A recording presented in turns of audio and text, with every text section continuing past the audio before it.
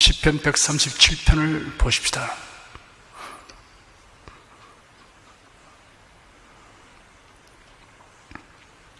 1절부터 9절까지 다 같이 읽겠습니다. 우리가 바벨론의 여러 강변 거기에 앉아서 시온을 기억하며 울어도다. 그 중의 버르나무에 우리가 우리의 수금을 걸었나니 이는 우리를 사로잡은 자가 거기서 우리에게 노래를 청하며 우리를 황폐케 한 자가 기쁨을 청하고 자기들을 위하여 시온 노래 중 하나를 노래하라 하미로다.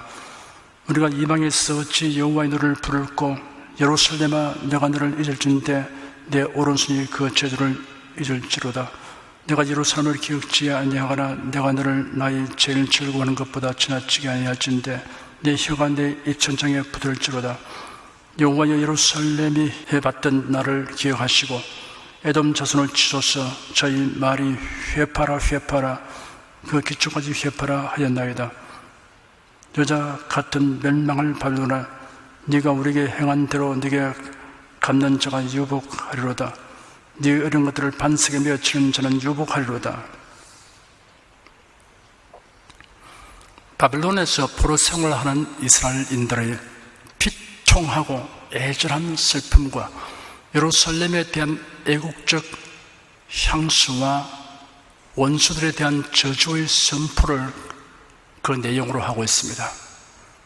절절히 스며 있는 그 비통하고 처절한 감정의 생생한 묘사와 마지막에 나타나는 바벨론에 대한 저주로 부어 바벨론이 멸망하기 직전 이스라엘 백성들의 포로 생활 말년에 서여진 것으로 보입니다.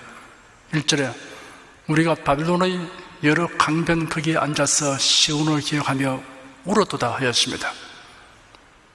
바벨론 저국에는 유브라데스 강, 티그리스 강, 그발 강, 을레 강들이 있고 그 강의 여러 지류들이 있었으며 인공 운하도 있었습니다.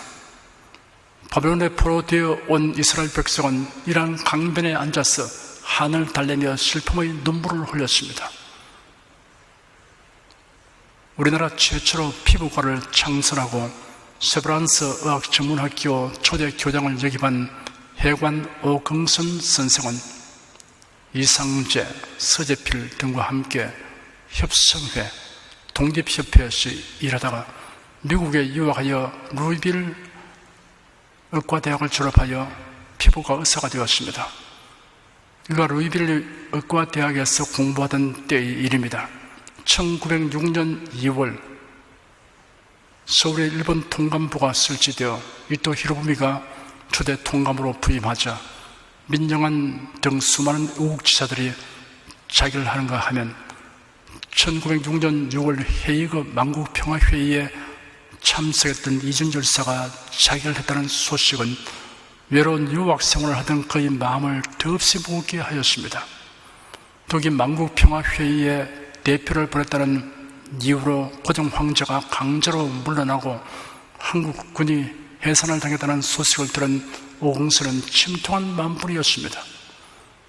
나라를 잃은 자로서의 서름이 극했던 그가 루이빌 시내를 거닐다가 길에서 구걸하는 거지를 보고는 거지이긴 하지만 그래도 너는 나라가 있으니 얼마나 행복하냐 라고 하며 길거리에 주저앉아 몽도하고 울었다고 합니다. 나라가 망하고 포로되어 바벨론에 끌려와서 생활하고 있는 유다인들은 이방 땅에서 당하는 천대와 고통, 나라 잃은 서러움뿐 아니라 하나님 임재 안에서 경건한 예배를 드린 거룩한 도성 시온을 생각하며 울었습니다. 하나님께 예배드리던 과거의 기억들이 이제는 조각조각 슬픔으로 변하여 시편 기자에게 고통을 안겨주고 있었습니다. 그들의 슬픔은 단순히 고향에 대한 향수가 아니라 하나님께 대한 경배를 상실한 신앙적 아픔이었습니다. 나무가 줄지어 써있는 강변에 애도의 자세로 앉아있을 때 그들은 시온에 대한 기억으로 인하여 슬픔을 억누를 길 없었으며 그들이 회상하는 것은 지난날 즐겁게 행하던 절기와 하나님께 드리던 예배의식 그리고 예루살렘과 성전이 파괴당한 일들입니다. 강은 눈물과 영원성을 지닙니다. 성경 에가서를 보면 저희 마음이 주를 향하여 부르짖기를 전혀 시온의 성과가 너는 밤낮으로 눈물을 강처럼 흘릴지어다. 스스로 쉬지 말고 네 눈동자로 쉬게 하지 말지어다. 전혀 내 백성의 파멸을 내려 내 눈에 눈물이 시내처럼 흐르다라는 표현이 있습니다. 이스라엘의 자녀들은 바벨론의 강가에서 넘쳐는 눈물의 이미지와 상징을 보면서 거기에 앉아 있었습니다. 강둑은 깊은 시름으로 사람들의 소란에서 벗어나 고독을 즐기는 사람들이 머물기 좋아하는 곳입니다. 강변은 고독한 이에게 평안한 등받이가 됩니다. 단조롭게 찰랑대는 물결은 생각과 감정의 단조롭고 우울한 교차와 보조를 맞춥니다. 동시에 차갑고 시원한 물을 보면 마음속에 애타는 열기가 누그러지는 효과가 있습니다. 이제는 그 중의 버드나무에 우리의 수금을 걸어나리 하였습니다. 버드나무는 덥고 물이 많은 낮은 지대에서 서식하는 까닭에 바벨론 강변에도 많이 서식하였습니다. 이것은 톱니 모양의 잎이 붙은 신의 버드를 가리키는 것으로 그 잎이 흔들리며 서로 부딪혀 처량한 소리를 내는 까닭에 슬픔을 비유할 때 많이 언급됩니다. 안개가 끼거나 이슬이 내릴 때 물방울이 버들가지 끝에 대롱대롱 매달리게 되는데 이것이 늘어진 가지가 어우러져 매우 애처로운 모습을 보입니다. 수금은 하나님께 예배드릴 때 전정의 승리를 기뻐하면서 연주한 기쁨의 악기로서 주로 레위인들에게 의해 연주되었습니다. 바벨론에서 포로 생활하던 이스라엘 백성들은 그들의 슬픔을 달래고 피곤을 잊기 위해 수금을 연주했던 것입니다. 그런데 이 수금을 버드나무에 걸었다는 말은 연주하기를 중단했다는 것을 가리킵니다. 3절에 이는 우리를 사로잡은 자가 거기서 우리에게 노래를 청하며 우리를 황폐케 한 자가 기쁨을 청하고 자기들을 위하여 시온 노래 중 하나를 노래하라 하미로다 하였습니다. 사로잡은 자, 황폐케 한 자란 예루살렘을 멸망시키고 이스라엘 백성을 포로로 잡아온 바벨론 사람들을 가리킵니다. 아마도 바벨론 사람들은 이스라엘 사람들을 노예로 삼아 그들의 흥취를 두드리기 위한 놀이개로 삼았던 것 같습니다. 바벨론 사람들은 단순히 음악 듣기를 위해 수금 연주를 요청한 것이 아니라 이스라엘 백성들이 하나님을 찬양할 때 익숙하게 사용했던 찬양의 말들을 듣기를 원했던 것입니다. 말하자면 바벨론 사람들은 조롱조로 불멸의 예루살렘과 소위 전능한 하나님을 노래해보라고 청했던 것입니다.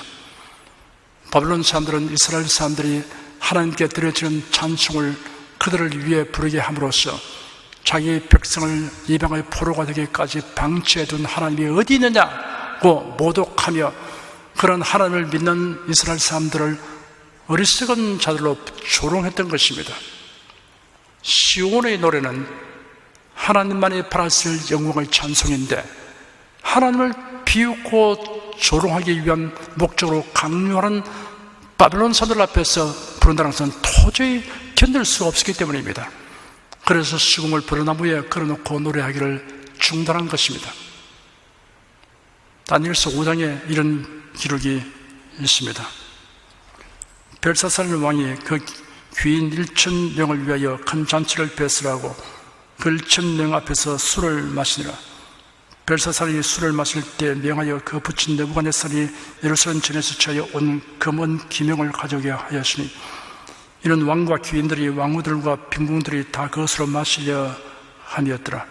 이에 예루살렘 하나님의 전 성소 중에서 취하여 온 은금 기명을 가져오게 오매 왕이 그 귀인들과 왕후들과 빈궁들로 더불어 그것으로 마시고 우리가 술을 마시는 그 금, 은, 동, 철, 목석으로 만든 신들을 찬양하니라.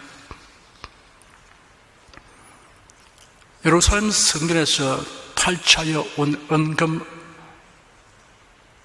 그릇을 가져오게 하여 왕과 귀인들과 왕후들과 빈궁들이 다 그것으로 술을 마시면서 그들의 우상을 찬양하는 장면입니다. 유다인들은 비록 그들이 사로잡혀 온 처지지만 바벨론의 우상 숭배자에게 아부하기 위해서, 압제자를 기쁘게 하기 위해서 수금을 타고 찬송을 부를 수는 없었습니다. 차라리 죽을지는 그렇게 할 수는 없었습니다. 그래야 그들의 수금을 벼르나무에 걸어놓았습니다. 그들은 삼손이 이끌려 나와 블레셋 사람들을 위하여 웃음거리가 되기를 거부했습니다. 4절에 우리가 이방에 있어서 어찌 여호와의 노래를 부를꼬 하였습니다. 여호와의 노래는 사람들의 시온의 노래와 동일한 의미를 가진 다른 표현입니다. 이는 신성한 노래 혹은 예배의 노래를 뜻합니다. 예배 때나 종교 행사 때 하나님을 찬양하기 위하여 부른 노래를 바벨론 사람들의 유혹이나 쾌락을 도두기 위해서 결코 부를 수 없다는 신앙을 고수하려는 강한 결심의 표현입니다. 여기서 느헤미야의 경우를 연상하게 됩니다. 느헤미야는 페르시아의 아닥사스다 왕의 술 맡은 관원 중에 하나였는데 왕의 부름을 받고 왕 앞에 나아가서 포도주를 들어 왕 앞에 올렸습니다. 왕이 그를 유심히 보고 어찌하여 네 얼굴에 수심이 있느냐? 네가 아픈 것이 아니면 분명히 네 마음에 근심이 있구나 하였습니다. 느헤미야가 두려워하며 왕께 말씀드리기를 왕께서는 만수무강하십시오. 제 수상들이 묻혀있는 성읍이 폐허가 되고 그 성문은 불에 탔으니 어찌 제 얼굴에 수심이 없겠습니까? 하였습니다. 이처럼 바벨론에서 비록 왕궁에서 관원이 된 사람일지라도 주야로 예루살렘을 생각하는 것이 유다인이었습니다. 그러니 수금을 연주하는 유다인이 바벨론 사람들을 즐겁게 하기 위해 그들의 강요로 시온의 노래를 하는 심정이 어떠하였을지는 우리가 헤아리고도 남습니다. 찬송은 결코 인간을 대상으로 해서 부른다거나 세속적 행사의 장식으로 사용돼서는 안 됩니다. 5절 6절에 예루살렘아 내가 너를 잊을진대 내 오른손이 그 저주를 잊을지어다. 내가 예루살렘을 기억지 아니하거나 내가 너를 나의 제일 즐거워하는 것보다 지나치게 아니할진대 내 혀가 내 입천장에 붙을지어다 하였습니다. 이스라엘 사람들에게 예루살렘은 하나님을 사랑하고 경외함의 대명사입니다. 바벨론 사람들을 기쁘게 하고 그들의 우상을 찬양하기 위해 수금을 사용하고 입을 열어 노래하여 예루살렘에 대한 그들의 애정과 충성심을 버리는 것보다는 그들의 손이 수금을 켜는 제도를 잊게 되고 혀가 입천장에 붙어버리게 되기를 원하였습니다. 하나님을 섬기며 사랑하기 위해서는 때로는 무능한 자가 되고 침묵하는 편이 낫습니다. 다 잊어도 잊지 말아야 할 것이 무엇입니까? 즐거워하는 것 가운데 제일 즐거워하는 것이 무엇입니까? 하나님을 잊게 하고 하나님을 즐거워하는 것을 소멸하게 하는 것은 그 무엇이든 멀리하거나 버릴 수 있어야 합니다. 7절에 여호와여 예루살렘이 해봤던 날을 기억하시고 에돔 자손을 치소서 저희 말이 회파라 회파라 그 기초까지 회파라 하였나이다 하였습니다. 주전 586년 느부갓네살에 의해 멸망당하고 유다 사람들이 바벨론에 끌려갔을 때 유다의 적대 행위를 자행한 에돔에 대한 보복의 호소입니다. 에돔은 에서의 후예로 이스라엘과는 오랜 적대 관계에 있었습니다. 이들은 예루살렘이 바벨론에 의해 노략당한 것을 보고 기뻐하였으며 심지어 예루살렘 멸망이 임박했을 전에는 방어력을 상실한 예루살렘을 침략하고 노략하고 무자비한 학살을 자행하기까지 했습니다. 회파라 회파라 그 기초까지 회파라는 말은 예루살렘을 침공했을 때 에돔 사람들이 기뻐하며 외쳤던 말로 온 성읍을 완전히 초토화시켜 다시는 회생할 수 없게 해버리라는 말입니다. 이 말대로 예루살렘은 바벨론의 침략으로 인해 완전히 초토화되는 징후까지 이르렀습니다. 하나님께서 에돔이 행한 일을 기억하여 보수해달라는 기도는 그대로 이루어졌습니다. 하나님은 이스라엘을 다시 회복시키셨지만 에돔은 주 70년 로마의 침략으로 그 민족이 사라져버리는 저주를 받았습니다. 하나님과 그 백성을 대적하는 자의 비극적 종말이 어떠한 것인지 잘 보여줍니다. 8절 9절에 여자 같은 멸망할 바빌론아, 네가 우리에게 행한 대로 네게 갚는 자가 유보하리로다. 네 어린 것들을 반석에 메어치는 자는 유보하리로다 하였습니다. 바빌론은 여성에 비유되곤 하는데, 특히 바빌론 국가 자체는 어머니에 비유되고 바빌론 국민들은 딸에 비유됩니다. 바빌론이 이스라엘에 행한 대로 갚는 자가 복이 있을 것이라 는 말은 무슨 말입니다? 실제로 바빌론은 주전 539년 바사의 고레스에 의해 멸망되었습니다. 바빌론 사람들은 전쟁터에서 감당할 수 없을 만한 군대에 둘러싸게 되자 포위 상태에서 생존할 수 있는 방법에 맞는 모든 생각을 기울였습니다. 이것을 위하여 그들은 결심했는데, 이는 어떤 민족도 해보지 않은 매우 처절하고 야만적인 결심이었습니다.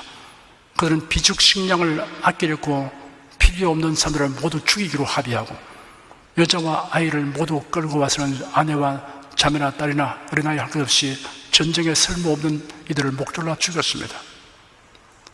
어린아이들을 반석에 메어치는 등의 잔혹한 학살 행위는 고대 전쟁에서 흔히 있었던 것으로 패전국으로 하여금 재기하여 보복 행위를 할 수 없도록 하기 위한 조치의 일환이었습니다. 교회 시대에는 예수의 보혈로 구속받은 사람들이 모이면 교회를 박해하는 자들에 대해서 하나님은 그들을 내버려 두지 않습니다. 히브리서 기자는 살아계신 하나님의 손에 빠져 들어가는 것이 무서운 일이다 라고 기록했습니다. 하나님의 교회를 어렵게 만들고 공경에 처하게 만들고 위협하고 협박하는 그 자는 이미 하나님의 진노하시는 손길에 들어가는 자와 마찬가지인 것입니다.